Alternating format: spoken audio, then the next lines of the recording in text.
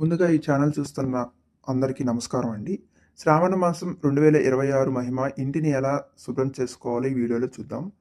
ఓం శ్రీ మహాలక్ష్మీ నమః. ఓం నమః శివాయ. నమస్కారం భక్తులారా. హిందూ సాంప్రదాయంలో అత్యంత పవిత్రమైన మాసాల్లో శ్రావణ మాసం ఒకటి. ఈ నెలలో భక్తితో చేసే పూజలు, వ్రతాలు, జపాలు, దానాలు విశేష పుణ్యాన్ని ప్రసాదిస్తాయి. ఈ వీడియోలో మనం తెలుసుకునేది శ్రావణ మాసం ప్రారంభానికి ముందు ఇంటిని ఎలా సిద్ధం చేయాలి, ఏ రోజున శుభ్రం చేయాలి, ఏ వస్తువులు ఇంటికి తీసుకురావాలి, ఏ పూజలు చేయాలి, ముఖ్యమైన పండుగలు ఏవి, ఏ నియమాలు పాటించాలి. చివరి వరకు చూస్తే శ్రావణ మాసాన్ని ఆధ్యాత్మికంగా ఎలా గడపాలో పూర్తిగా తెలుసుకుంటారు. శ్రావణ మాసం ప్రారంభానికి ముందు ఇంటిని శుభ్రంగా ఉంచడం చాలా ముఖ్యమైన సాంప్రదాయం. సోమవారం రోజున ఇంటిని పూర్తిగా శుభ్రం చేసుకోండి. అమావాస్య వస్తుంది కాబట్టి ముందుగానే శ్రావణ మాసం ముందు రోజే మనం శుభ్రం చేసుకోండి. అవసరమైన పాత వస్తువులను తొలగించడం, ఇంటి మూలల్లో ఉన్న దుమ్ము, సాలిగూడులను తొలగించండి. తర్వాత రాళ్ళ ఉప్పు కలిసిన నీటితో నేలను తుడవడం ద్వారా ఇంటిలో ప్రశాంత వాతావరణం ఏర్పడుతుంది. గుమ్మానికి పసుపు, కుంకుమ పెట్టి మామిడి ఆకులు తోరణం కట్టండి.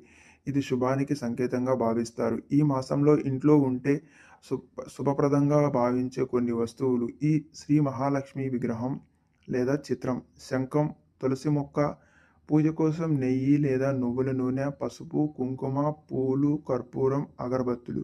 ఈ వస్తువులతో భక్తి శ్రద్ధలతో పూజిస్తే ఆధ్యాత్మిక వాతావరణం ఏర్పడుతుంది. శ్రావణ సోమవారాలు ఈ రోజులు పరమశివునికి అంకితం. శివాలయానికి వెళ్ళి అభిషేకం చేయడం, ఓం నమః శివాయ అని జపించడం, బిల్వదళాలు సమర్పించడం శుభప్రదంగా భావిస్తారు. మంగళగౌరి వ్రతం వివాహిత మహిళలు భక్తితో మంగళగౌరి వ్రతం ఆచరిస్తారు. గౌరీదేవిని పూజించి కుటుంబ సుఖశాంతి, దాంపత్య మంగళం కోసం ప్రార్థిస్తారు. వరలక్ష్మి వ్రతం శ్రావణ మాసంలోని అత్యంత ముఖ్యమైన రోజుల్లో ఇది ఒకటి.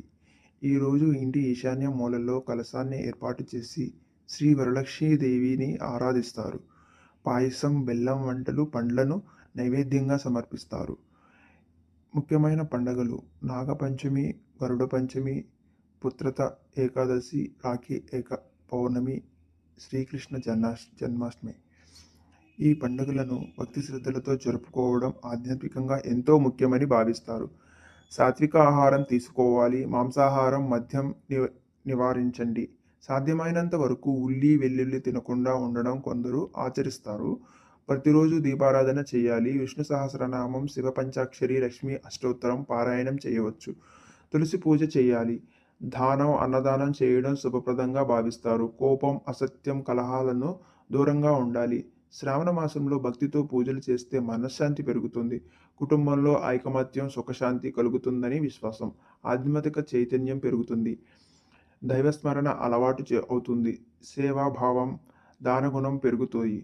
భక్తులారా, శ్రావణ మాసం కేవలం పండుగల నెల మాత్రమే కాదు, మన జీవితాన్ని సాత్వికంగా, ఆధ్యాత్మికంగా మలుచుకునే ఒక గొప్ప అవకాశం. ఈ పవిత్ర మాసాన్ని భక్తితో, నియమంతో, సేవాభావంతో గడపాలని మనసారా కోరుకుంటున్నాను.